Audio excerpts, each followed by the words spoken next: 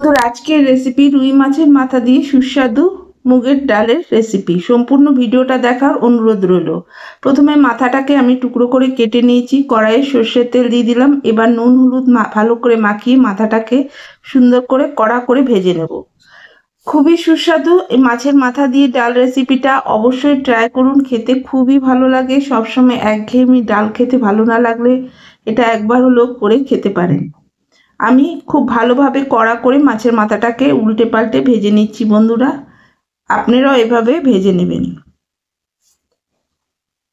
ভালো করে মাথাটা ভেজে নিয়ে তারপরে আমি তুলে নিলাম।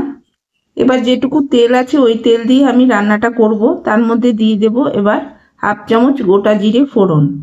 এবার আমি মিক্সিতে খুব একটা মিহি পেস্ট করিনি, আদা কাঁচা লঙ্কা রসুন ও ছোট একখানা পেঁয়াজ পেস্ট করে এবার দিয়ে দিলাম। ভালোভাবে নাড়াচাড়া করে নেব।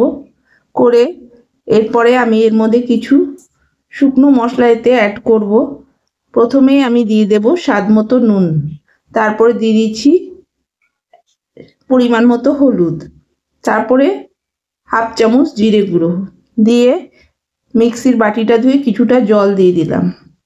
দিয়ে এবার মশলাটাকে ভালোভাবে কষিয়ে নেব। খুব বেশি তেল লাগে না, আমি কম তেল দিয়ে করছি, যারা ইচ্ছা হলে বেশি তেল দিয়েও করতে পারেন।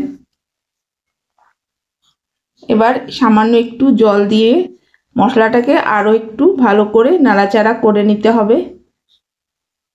নাড়াচাড়া করে নেওয়ার পরে একটু জল অ্যাড করলাম, করে আর একটু ভেজে নেব ভালো করে মশলাটা। এবার প্রায় 80% ভাজা হয়ে গেছে। এরপরে আমি ভেজে রাখা মাথাটা এর মধ্যে দিয়ে দিচ্ছি, দিয়ে আরও কিছুক্ষণ আমি ভালো করে মাথার সাথে মশলাটাকে কষিয়ে নিচ্ছি। ভালো করে কষিয়ে নিচ্ছি। ভালো লাগলে লাইক শেয়ার কমেন্ট করতে ভুলবেন না অবশ্যই বন্ধুরা। ভালো করে কষিয়ে নেওয়ার পরে আমি ডালটা আগের থেকে আমি সেদ্ধ করে রেখে দিয়েছিলাম। এরপরে আমি দিয়ে দিচ্ছি সেদ্ধ করা মুগের ডাল। ডালটাকে দিয়ে এবার ভালোভাবে নাড়িয়ে চাড়িয়ে নেব।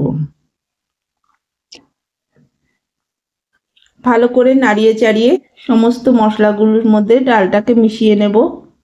নিয়ে আমি আরেকটু জল এতে অ্যাড করব। খুব বেশি ঘন হয়ে গেছে যেহেতু, আমি পরে এটা দিয়ে দিচ্ছি জলটা। এখন ভালো করে নাড়িয়ে নিলাম। এখন আমি এর মধ্যে আরেকটু জল অ্যাড করে দিলাম। খুব বেশি ঘন খেতে ভালো লাগে না, তাই জন্য আরেকটু জল দিয়ে দিলাম। দিয়ে এবার নাড়িয়ে চাড়িয়ে এবার আমি কিছুক্ষণের জন্য ঢেকে দিলাম। কিছুক্ষণ পরে ভালো করে ডালটা ফুটে ওঠার পরে দেখুন এবারে আমি এটাকে নামিয়ে নেব। খেতে কিন্তু দারুণ টেস্টি।